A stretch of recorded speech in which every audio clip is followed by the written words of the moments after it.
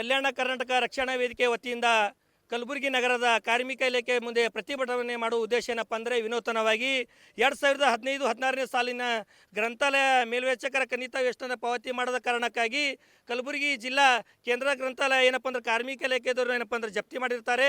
ಜಪ್ತಿ ಮಾಡದ ಏನು ಪೀಠೋಪಕರಣಗಳು, ಬೆಲೆ ಬಾಳುವ ವಸ್ತುಗಳು, ಪೀಠೋಪಕರಣಗಳು ಏನಪ್ಪ ಅಂದ್ರೆ ಇಲ್ಲಿಯ ಕಾರ್ಮಿಕ ಇಲಾಖೆ ಅಧಿಕಾರಿಗಳು ಏನಪ್ಪ ಅಂದ್ರೆ ಕಲಬುರಗಿಯ ಮತ್ತು ಕೇಂದ್ರ ಗ್ರಂಥಾಲಯ ಇವರಿಬ್ಬರು ಸೇರ್ಕೊಂಡು ಏನಪ್ಪ ಅಂದರೆ ಒಂದು ಲಾವಾಲೋಕನಕ್ಕೆ ಹೋಗಿ ಸರ್ಕಾರದ ಏನು ಸಾಮಾನುಗಳು ಮಾರಾಟ ಮಾಡುವಂಥ ಇಲ್ಲಿ ಕೆಲಸ ಮಾಡಿದ್ದಾರೆ.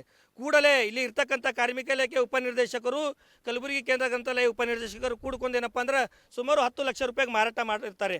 ಆದರೆ ಇದ್ರ ಬಗ್ಗೆ ನಾನು ಮಾಹಿತಿ ಹಾಕಿದಾಗ ಇಲ್ಲಿ ಕಾರ್ಮಿಕ ಇಲಾಖೆದವ್ರು ಹೇಳ್ತಾರೆ, ನಾನು ಪೂರ್ಣವಾಗಿ ಏನಪ್ಪ ಅಂದ್ರೆ ಗ್ರಂಥಾಲಯಕ್ಕೆ ಸಾಮಾನುಗಳು ಕೊಟ್ಟಿದ್ದೀವಿ, ಸ್ವೀಕೃತಿ ತೊಗೊಂಡಿಲ್ಲ ಅಂತ ಹೇಳ್ತಾನೆ.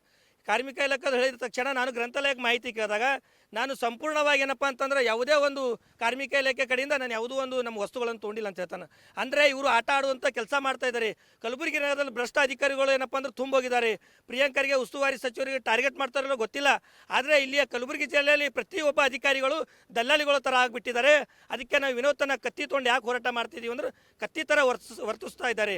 ಅದಕ್ಕೇನಪ್ಪ ದುಡ್ಡಿನ ಆಮಿಷಕ್ಕೆ ಒಳಗೆ ಬಿದ್ದು ಇವತ್ತೇನಪ್ಪ ಅಂದ್ರೆ ಅಧಿಕಾರಿಗಳು ಏನಪ್ಪ ಅಂದ್ರೆ ಸರ್ಕಾರಿ ಸಂಬಳ ಕೊಟ್ಟು ಕೂಡ ಸಾಲ್ತಾ ಇಲ್ಲ. ಅಂದ್ರೆ ಸರ್ಕಾರಿ ಸಂಬಳ ಸಾಲ್ತಾ ಇಲ್ಲ ಕಾರಣಕ್ಕಾಗಿ ಸರ್ಕಾರಿ ಕುರ್ಚಿ, ಟೇಬಲ್, ಕಂಪ್ಯೂಟರ್, ಮೌಸ್ ಇನ್ನಿತರ ವಸ್ತುಗಳೇನಪ್ಪ ಅಂದ್ರೆ ಲಾವಾಲೋಕನದಲ್ಲಿ ಹೋಗಿ ಏನಂದ್ರೆ ಮಾರಾಟ ಮಾಡುವಂಥ ಕೆಲಸ ಕಂಡು ಬರ್ತಾ ಇದೆ. ಕೂಡಲೇ ಅದನ್ನು ಸಂಬಂಧಪಟ್ಟ ಕಾರ್ಮಿಕ ಇಲಾಖೆಯ ಆಯುಕ್ತರು ಏನಪ್ಪ ಅಂದ್ರೆ ಸಂಬಂಧಪಟ್ಟ ನಿಮ್ಮ ತಳಗಿರ್ತಕ್ಕಂಥ ಅಧಿಕಾರಿ ಕೂಡಲೇ ಅಮಾನತು ಮಾಡಬೇಕು. ಸಂಬಂಧಪಟ್ಟ ಠಾಣೆಯಲ್ಲಿ ಇವ್ರ ಮೇಲೆ ಪ್ರಕರಣ ದಾಖಲು ಮಾಡಬೇಕು.